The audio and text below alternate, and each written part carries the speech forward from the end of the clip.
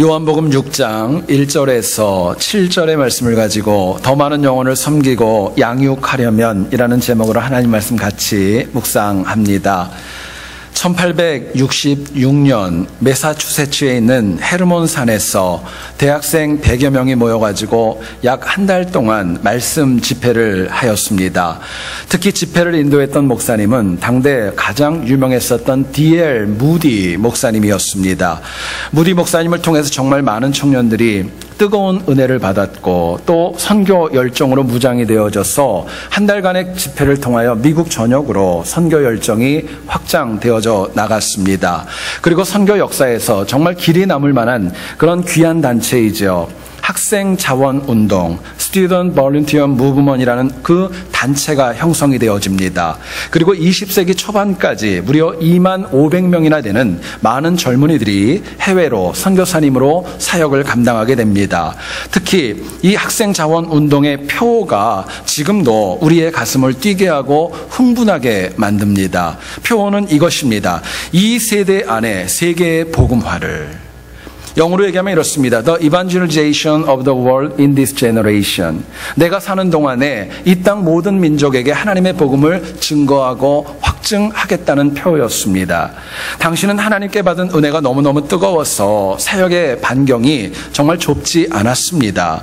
결국 미국 전역은 물론이고 전 세계를 향해 정말 많은 선교사님들이 파송되어졌고 또 그중에 한국 땅에 오신 선교사님이 그 유명한 언더우드와 아펜젤러도 그 안에 있었던 겁니다. 사도행전 1장 8절을 보면 성경은 얘기를 합니다. 오직 성령이 너희에게 임하시면 너희가 권능을 받아 예루살렘과 온 유대와 사마리아와 땅끝까지 이르러 내 증인이 되리라 말씀을 하십니다. 여러분, 복음은 확장되는 능력이 있습니다. 그런데 오늘 현대교회의 문제는 세계 곳곳을 향하여 세계를 변화시키는 것은 고사하고 우리가 속한 지역사회를 변화시키는 데에도 너무나도 부족하고 연약한 힘이 있습니다. 이유가 있습니다. 복음이 바뀌었기 때문에 그런 거 아닙니다. 살아계신 하나님께서 변하신 것도 역시 아닙니다. 오히려 똑같은 말씀과 은혜가 있지만 우리 안에 내 주변을 살리고 세우고 양육하려는 열정이 줄어감에 있습니다.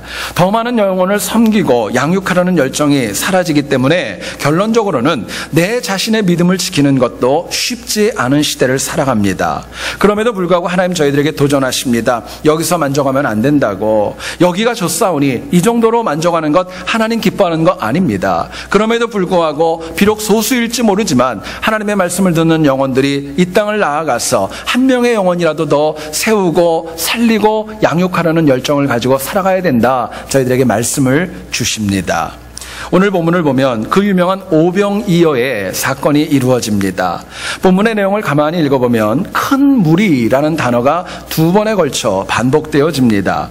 주님께서는 바로 얼마 전까지만 하더라도 전장에서만 하더라도 38년 된 병자를 치유하심으로 인하여서 예루살렘에서 많은 사람들에게 박해와 핍박을 받았고 심지어는 죽음의 위협까지도 받게 되었습니다. 그럼에도 불구하고 여전히 주님의 사역은 더 크게 길이 열리게 됩니다. 갈릴리 지역으로 가셨는데요. 남자만 5,000명이나 되는 많은 영혼들이 주님 앞에 나오게 되었고 그 큰 무리들을 말씀으로 살리고 양육할 수 있는 기회를 하나님이 허락해 주셨던 겁니다.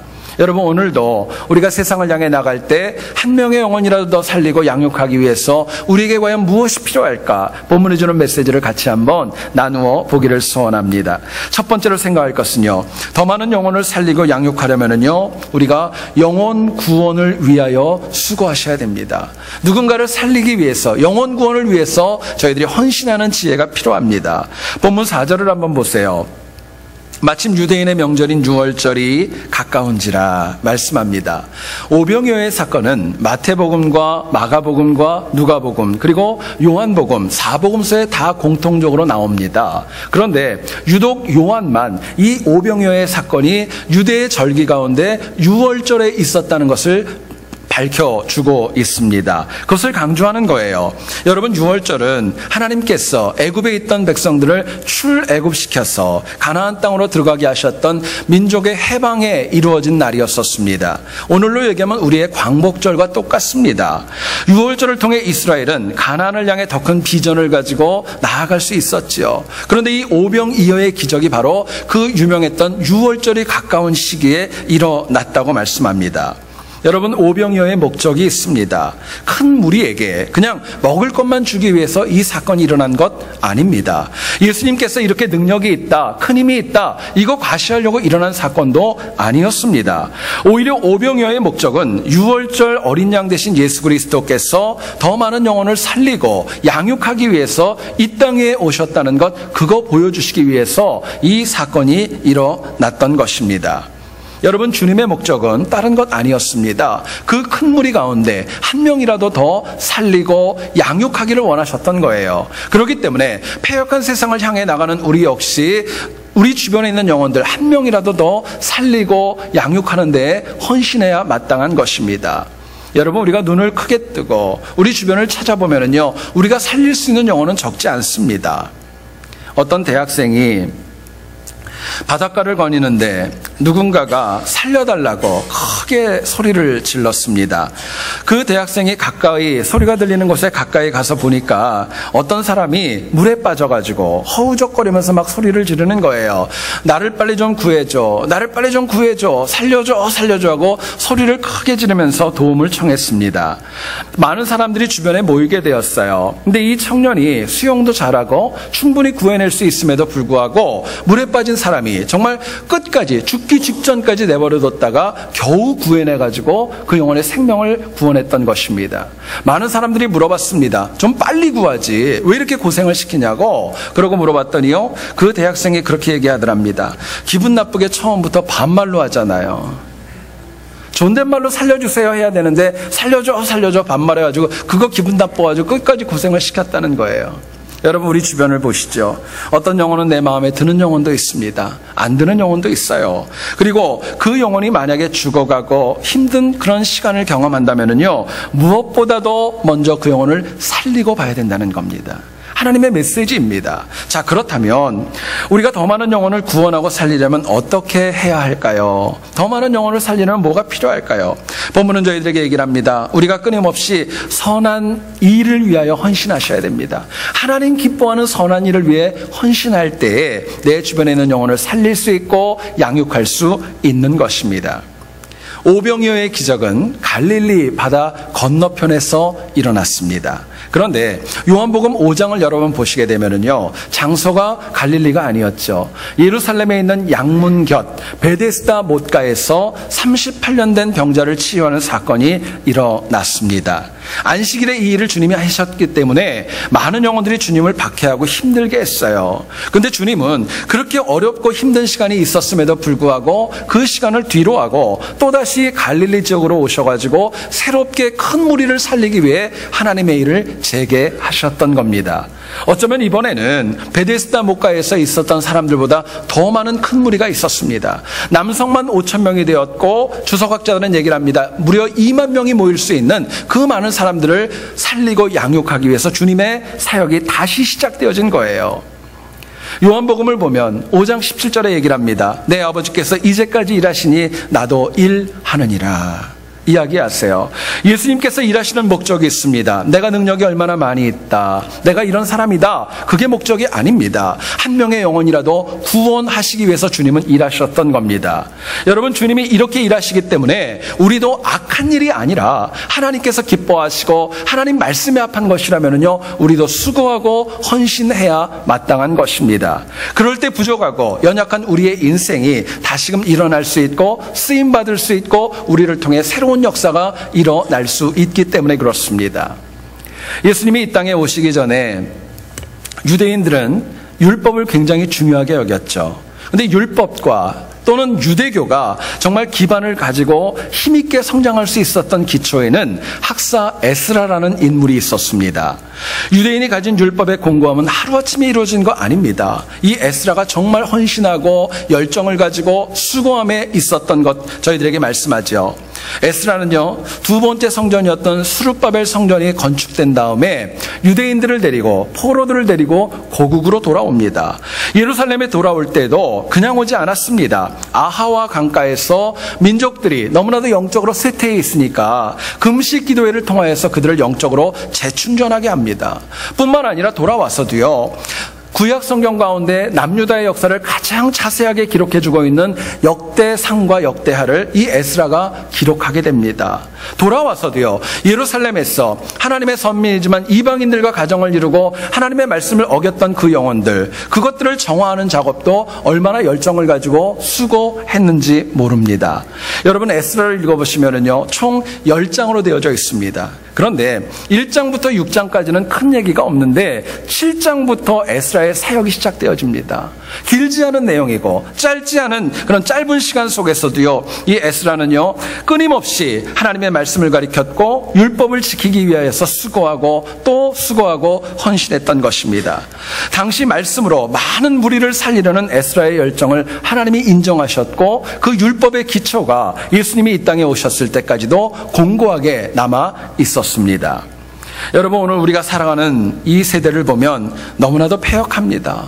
상식까지도 깨져 있습니다. 그래서 솔직히 어디서 어떻게 시작을 해야 될지 모르고 어디서 어떻게 누군가를 구원해야 될지 모르고 방황할 수밖에 없는 그런 안타까움이 있습니다. 그러나 그러면 그럴수록 신실한 신앙인의 특징이 있습니다. 내가 기뻐하는 거 아닙니다. 나에게 이익이 오는 것도 중요하지만 하나님 기뻐하시는 것에 헌신할 때에 내가 한 명의 영혼을 살릴 수 있고 하나님의 많은 영혼들을 양육할 수 있는 것입니다. 여러분, 이민자의 삶이 얼마나 바쁘고 분주한지 모릅니다. 한번 보세요. 일주일의 삶이 빠르세요? 아니면 늦게 가세요? 아마 10명이면 10명 다 말씀하실 거예요. 너무너무 빨리 간다고. 한 주가 얼마나 빠른지 모른다고 얘기를 합니다. 문제는 먹고 살기 위해서는 참 바쁘고 분주하지만 하나님의 일을 위해서는 우리가 얼마나 나태한가. 우리 모습을 참 되돌아보게 됩니다. 내 주변에 정말 살아야 되고 복음이 필요한 영혼이 없는 거 아닙니다. 분명히 있어요. 근데 바쁘기 때문에 그 영혼을 향해 무관심할 때가 너무나도 많이 있고요. 하나님의 일을 위한 헌신과 봉사가 내 미래와 우리 가정의 복으로 온다는 거 모르지 않지만 나중으로 연기할 때도 적지 않습니다. 안타깝게도 많은 이민자들이 머리로는 뭔가를 해야 된다는 거 모르지 않아요. 그런데 머리로 생각하는 것과 실제 삶의 모습은 다르기 때문에 더 많은 영혼을 살릴 수 있음에도 불구하고 그러지 못할 때가 더 많이 있는 것입니다. 2차 세계대전이 한창일 때 독일의 마틴 니뮬러라는 목사님이 있었습니다. 이 목사님은 굉장히 유명했는데요. 많은 영혼들에게 강연과 설교를 할 때마다 히틀러의 악행보다는 독일 교회와 독일에 있는 크리스천들의 문제점을 너무나도 많이 지적했습니다. 한 번은 어떤 집회에서 너무너무 마음이 아팠던 기독교인들이 니뮬러 목사님에게 항의를 했습니다. 지금은 히틀러를 징계하고 히틀러에게 책임을 물어야지 왜 신앙인들의 책임을 묻고 책망하느냐 질책을 했습니다. 그래서 이 니뮬러 목사님께서 많은 영혼들에게 그럴 때마다 했던 간증이 있었습니다. 목사님이요, 7번이나 한두 번도 아니라 7번이나 똑같은 꿈을 꾸었던 것입니다. 매번 주님의 심판대 앞에 목사님이 서게 되었습니다. 그리고 심판대에 설 때마다 예수님께서 뒤에 있는 누군가에게 꼭 예수님이 질문을 하는 것입니다. 너는 왜 평생 동안 나를 안 믿었니? 너 왜 나를 안 믿었니? 책망을 하는 겁니다. 그럴 때마다 뒤에서 답하는 영혼의 목소리를 들어보니까 너무나도 익숙한 거예요. 7번이 똑같은 겁니다. 그래가지고 이 니밀러 목사님께서 누군가하고 뒤를 보니까 그분이 그렇게 얘기를 하더랍니다. 아무도 나에게 예수 그리스도를 증거해 준 적이 없었습니다. 아무도 나에게 예수 믿으라고 얘기한 사람이 없었어요. 그 목소리를 보고 뒤를 보니까요, 그 유명한 아돌프 히틀러가 있더랍니다. 히틀러가 있었던 거예요. 여러분, 니밀러 목사님은 얘기를 합니다. 자기는 히틀러가 너무 잘못해서 죽기만 바라고 패망하기만을 바랬지 그 영혼이 예수 믿고 구원받기를 원하는 마음은 없었다는 것입니다. 그렇기 때문에 목사님은 히틀러에게 복음을 전하지 않은 우리에게도, 독일 교회에게도, 독일 크리스찬들에게도 문제가 있다고 지적을 했던 것입니다. 여러분, 우리의 삶 가운데 내가 조금만 더 겸손해지고 내가 조금만 더 헌신하고 내가 조금만 더 수고하면은요, 내 주변에 구원받을 영혼이 적지 않습니다. 상처받은 영혼도 많이 있고 교회를 떠난 영혼들이 많이 있고 복음이 필요한 영혼들이 적지 않습니다. 내가 지금보다 수고할 때 조금만 더 수고한다면요, 하나님의 몸된 교회는 더 든든히 서갈 수 있습니다. 하나님 그렇게 저희들에게 역사하세요.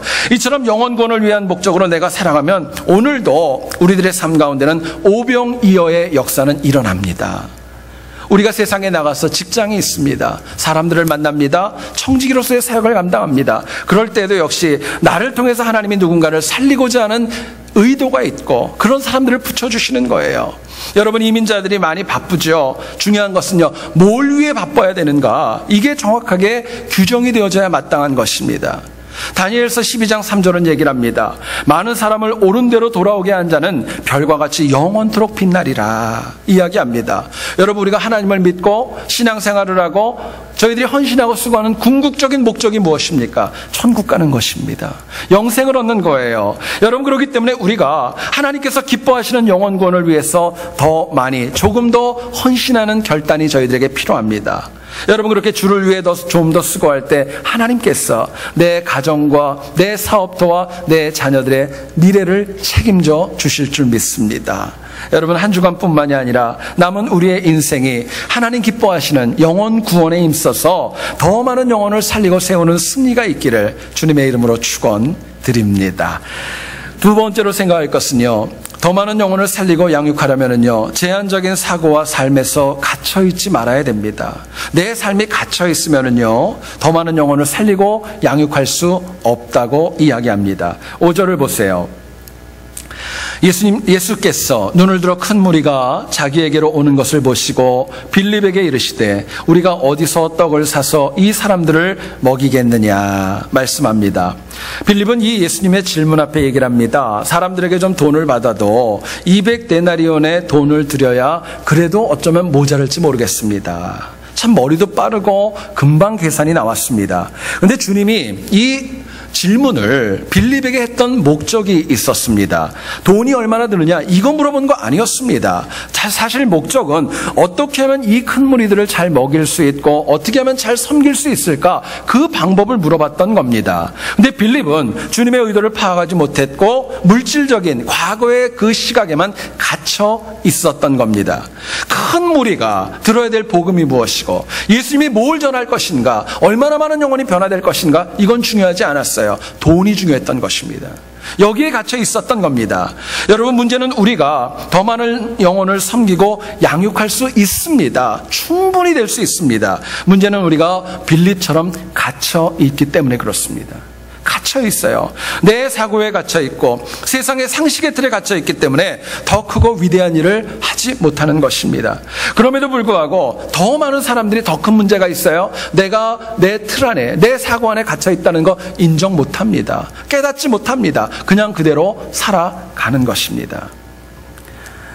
어떤 부인이 말끝마다 남편을 구박할 때마다 하는 말이 있었답니다. 이렇게 얘기를 했대요. 당신이 뭘 알아요?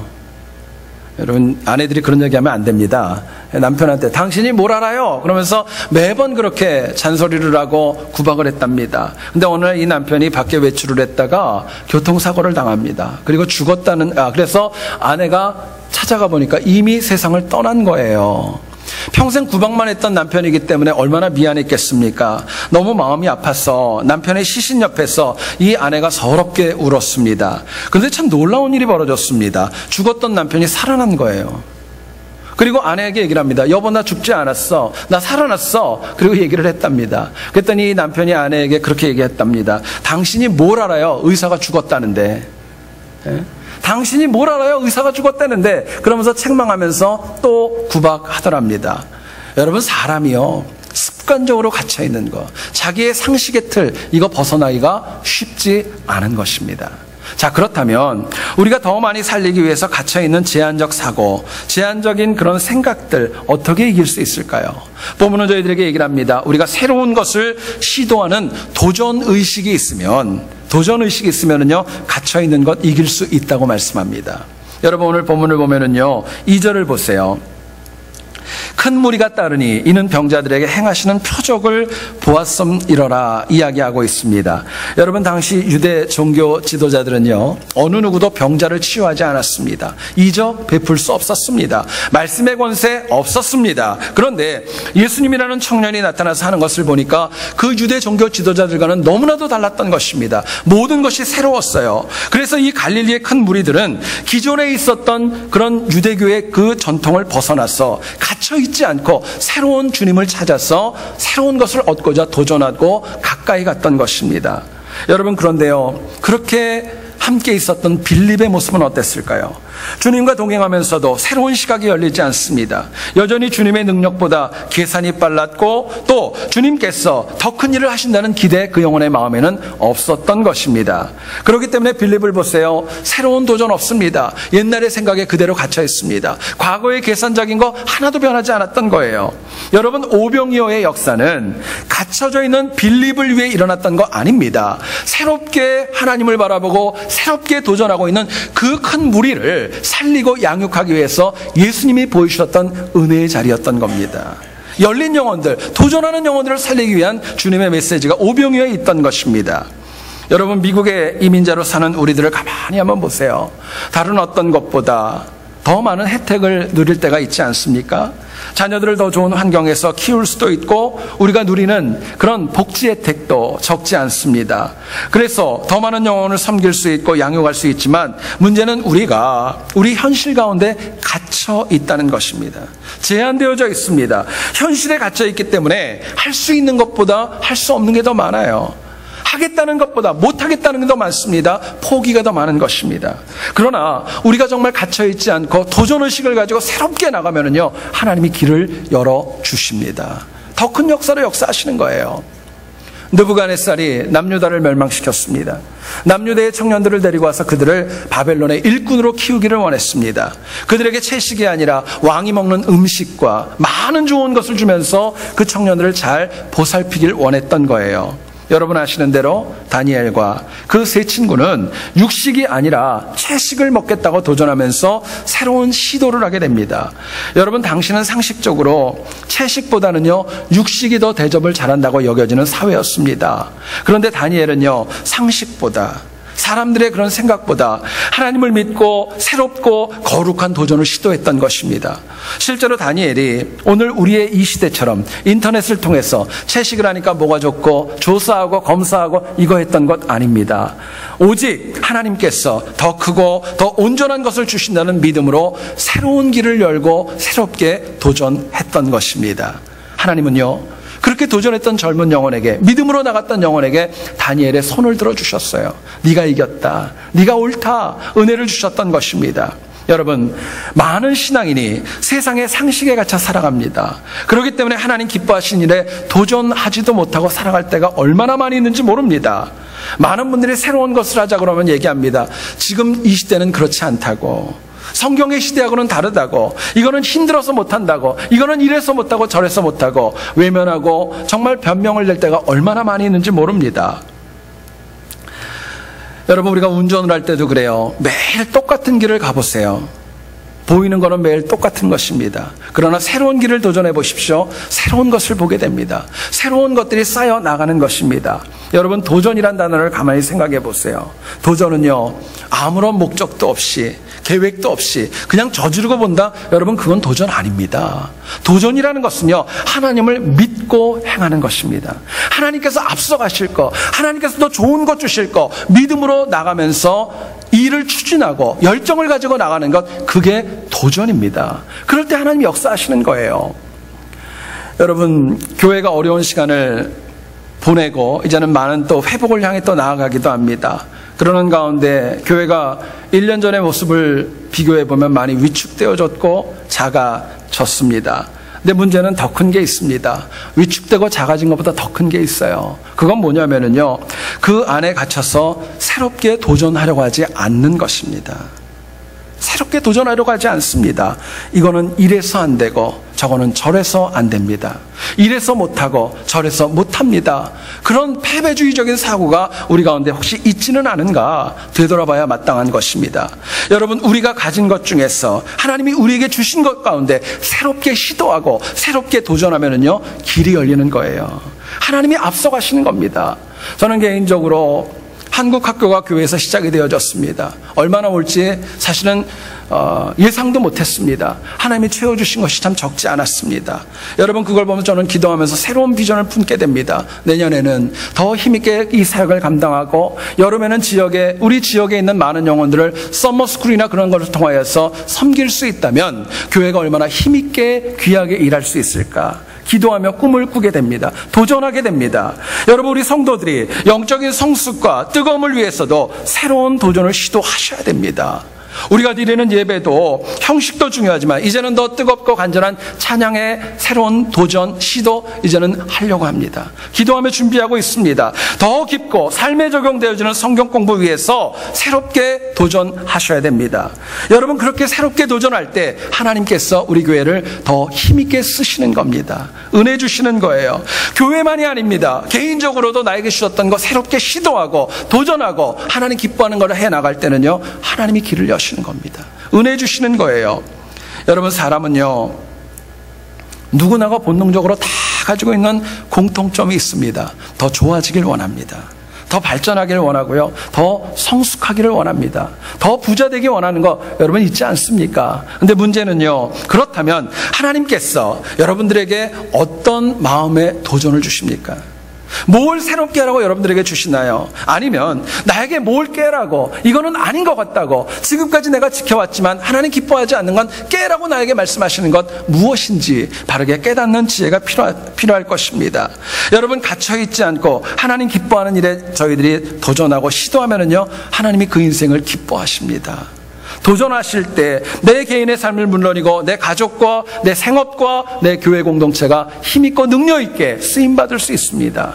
내가 하나님의 은혜 가운데 새롭게 도전할 때요, 하나님이 우리 인생 가운데 새롭고 놀라운 능력으로 채워주시는 겁니다.